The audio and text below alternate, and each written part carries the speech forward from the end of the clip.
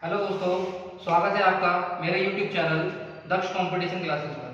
मैं आपका जीतू सर आपका हार्दिक स्वागत करता हूं, अभिनंदन करता हूं आपकी नई वीडियो में।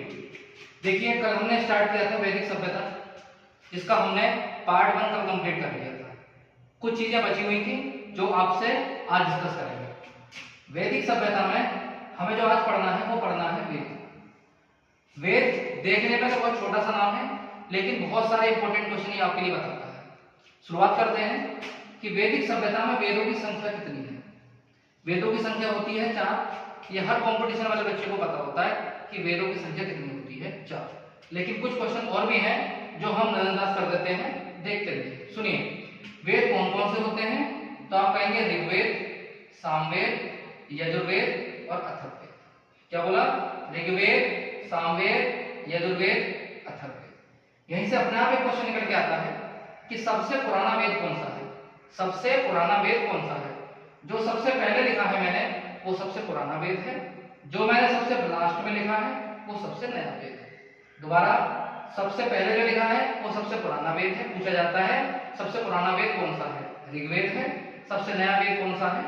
अथर्ववेद है। ठीक, उसके बाद पूछे जाते हैं हर एक वेद का पुजारी पूछा जाता है कि किस वेद के पुजारी को क्या कहते थे, तो वही से डिस्कशन करना है। देखिए, लिखा हुआ पूरा चार्ट बना हुआ है। पुजारी बताने हैं, उपवेद होता है, रचनाकार होता है। ठीक है, ऋग्वेद के पुजारी को कहा जाता था होत्र, सामवेद के पुजारी को कहा जाता था उद्गाता।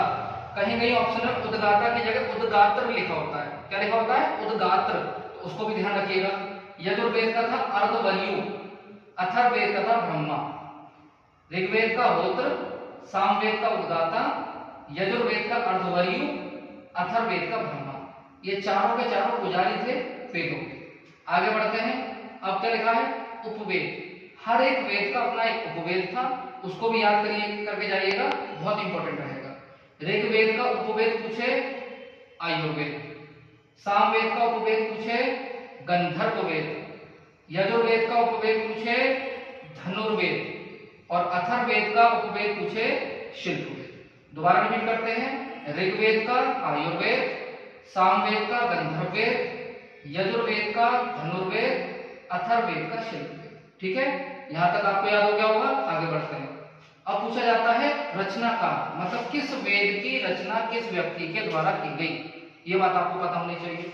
तो ऋग्वेद के सामने मैंने लिख रखा है धनवंतरी, तो ऋग्वेद का जो रचनाकार हो गया वो कौन हो गया? धनवंतरी। सामवेद के सामने लिख रखा है मैंने भरत मुनि, भरत मुनि। भरत मुनि के अनुसार रसों की संख्या कितनी है? आप सबको पता होगा कितनी है। भरत मुनि के अनुसार रसों की संख्या 8 मानी जाती है। कितनी मानी जाती है? 8 मानी जाती है। तो वही भरत मुनि है। यजुर्वेद के विश्वामित्र हैं और अथर्ववेद के विश्वकर्मा हैं। मोस्ट इंपोर्टेंट है, ये दोनों जरूर याद रखिएगा। क्यों याद रखना? क्योंकि इसका नाम भी वासे है और इसका नाम भी वासे है।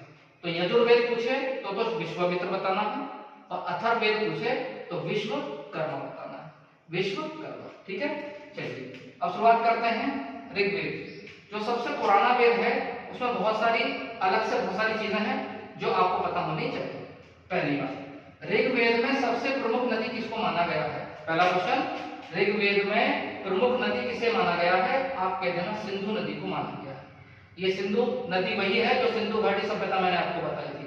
मोहनजोदड़ो इसी नदी के किनारे स्थित है। सिंधु घाटी सभ्यता में मोहनजोदड़ो सिंधु नदी के किनारे स्थित है। ऋग्वेद में महत्वपूर्ण नदी पूछे तो सरस्वती बतानी है। इंपॉर्टेंट क्वेश्चन है। प्रमुख नदी पूछे तो सिंधु बतानी है, लेकिन महत्वपूर्ण पूछे तो सरस्वती बतानी है। ठीक है, ऋग्वेद सबसे प्राचीन वेद किसको कहते हैं? ऋग्वेद को। ऋग्वेद में इंद्र के लिए कितनी ऋचाओं का वर्णन है? ये क्वेश्चन मोस्ट इंपोर्टेंट है। ये दोनों, ऋग्वेद में इंद्र के लिए ऋचाओं का वर्णन है कितनी? 250, 250। अग्नि के लिए कितनी ऋचाओं का वर्णन है? 200। अब आप कहेंगे कि ये ऋचाएं क्या है, तो आप कह सकते हैं हाथ से लिखे ग्रंथ को ऋचाएं कहते थे, श्लोक को कहते थे। हाथ से लिखे ग्रंथ या श्लोक ऋचाओं का नाम से जाने जाते थे, जिसे हम खिल भी कहते हैं। क्या कहते हैं? खिल भी कहते हैं। हस्तलिखित ऋचाओं को खिल के नाम से भी जाना जाता है। क्या बोला मैंने?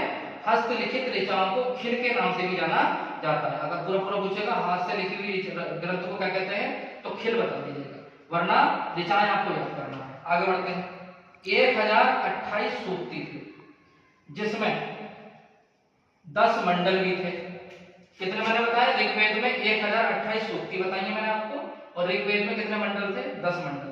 10 मंडल के बाद भी क्वेश्चन बहुत इंपॉर्टेंट रहता है। क्या? सुनिएगा, ऋग्वेद में दूसरे से लेकर 7वें मंडल तक, ऋग्वेद में जो 10 मंडल है उसमें दूसरे से लेकर 7वें मंडल तक, उसको हम क्या कहते हैं? प्राचीन मंडल, परिवार मंडल, वंश मंडल और प्रमाणिक मंडल।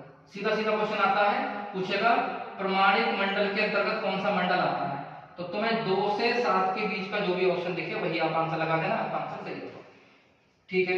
8 से 10वें मंडल को किस नाम से जाना जाता था? प्राक्षिप्त मंडल के नाम से जाना जाता था। प्राक्षिप्त मंडल 8वें से लेकर 10वें मंडल को कहते थे। अच्छा, ऋग्वेद में कितने श्लोक थे? तो आप लगाइएगा 10,462। ऋग्वेद में श्लोकों की संख्या कितनी थी? 10,462 थी, ध्यान रखिएगा। अच्छा, अब मैंने बताया दूसरे 7वें मंडल को प्राचीन मंडल कहते हैं, तो हर एक मंडल के एक विशेषता थी, जिसमें 10 मंडल में से आपको 4 से 5 मंडल आपको पढ़ के जाने चाहिए एग्जाम के दृष्टिकोण से, और बड़े इंपॉर्टेंट रहते हैं। पहले और दूसरे मंडल में इतना इंपॉर्टेंट नहीं है आपके लिए, लेकिन तीसरे मंडल, 7वें मंडल, 8वां मंडल, 9वां मंडल और 10वां मंडल आपको पता होना चाहिए। सबसे ज्यादा ये पता होना चाहिए। ऋग्वेद के तीसरे मंडल में गायत्री मंत्र का उल्लेख है।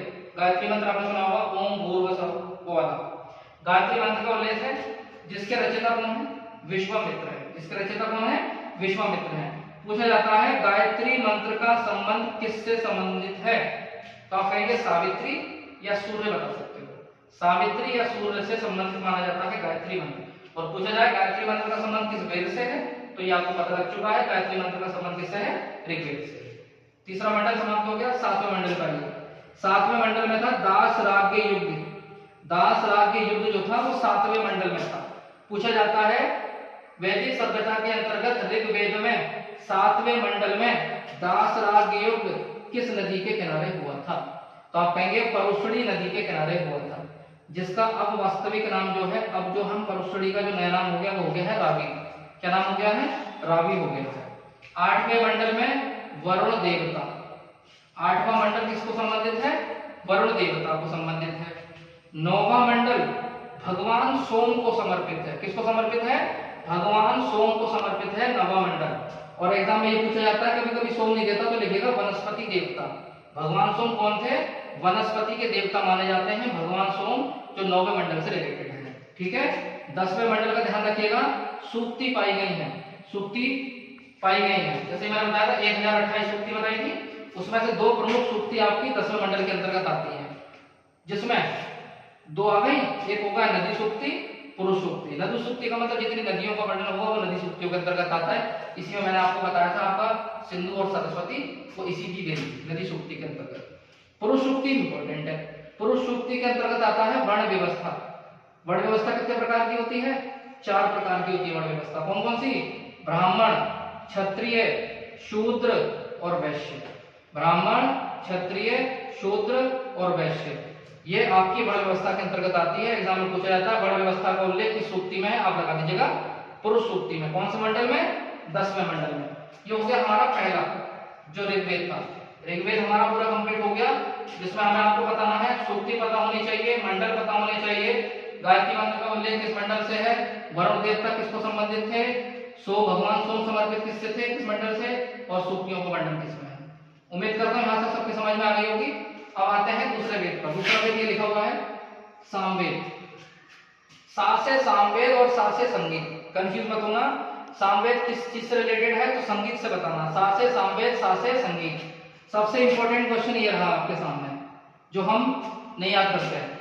सबसे कम ऐतिहासिक महत्व वाला वेद बताइए। क्या बोला मैंने? सबसे कम ऐतिहासिक महत्व वाला वेद बताना है आपको, तो आपको सामवेद आंसर बताना है। क्या बताना है? सामवेद आंसर बताना है। ठीक है।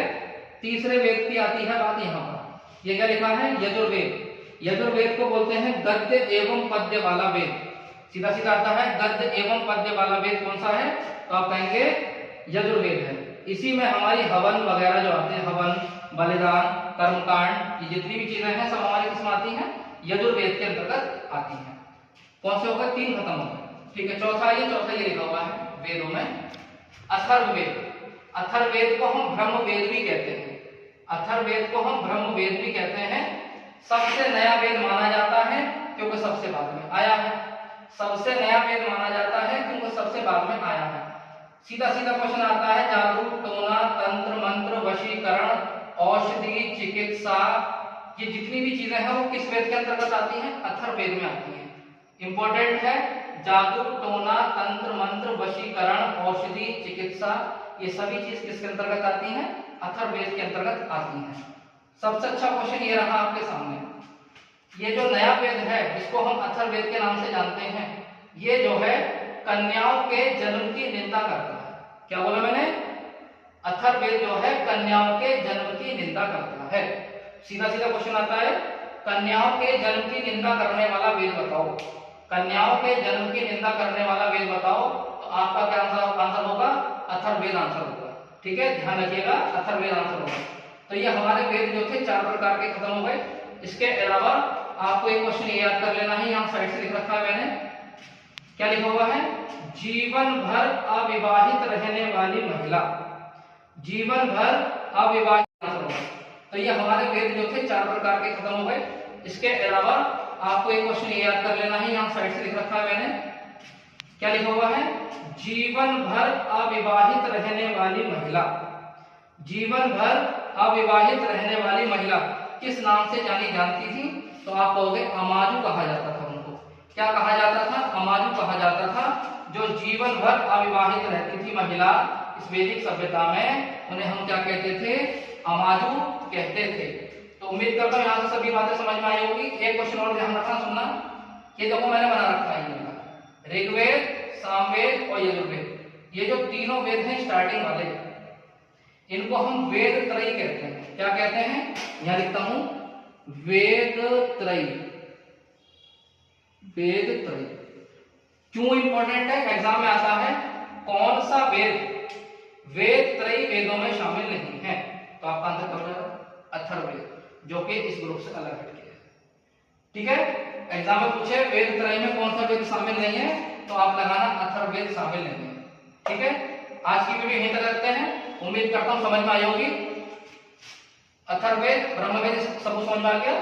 ठीक है, वैदिक सभ्यता को एक बार रिवाइज कर लीजिएगा। क्या रिवाइज करना है? वेद कितने प्रकार के होते हैं? 4 प्रकार के होते हैं। सबसे प्राचीनतम वेद, इसके वेदों के रचयिता कौन थे? वेद व्यास थे।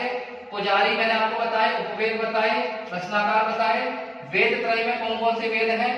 ऋग्वेद की क्या क्या इंफॉर्मेशन आपको मैंने दी है। कौन कौन से मंडल इंपॉर्टेंट है आपको बताया। पुरुष सूक्ति के अंतर्गत वर्ण व्यवस्था आती है। सावित्री सूर्य से संबंधित माना जाता है गायत्री मंत्र। जीवन भर अविवाहित रहने वाली महिलाओं को क्या कहते थे? अमाजु कहते थे। सभी पूरी चीज आपको बता दी है। उम्मीद करता हूं समझ में आ गई होगी। अगर वीडियो आपको मेरी अच्छी लगे तो लाइक शेयर सब्सक्राइब जरूर करें और जरूर कमेंट में बताएं कि आपको मेरी वीडियो कैसी लग रही है। Okay, thank you so much.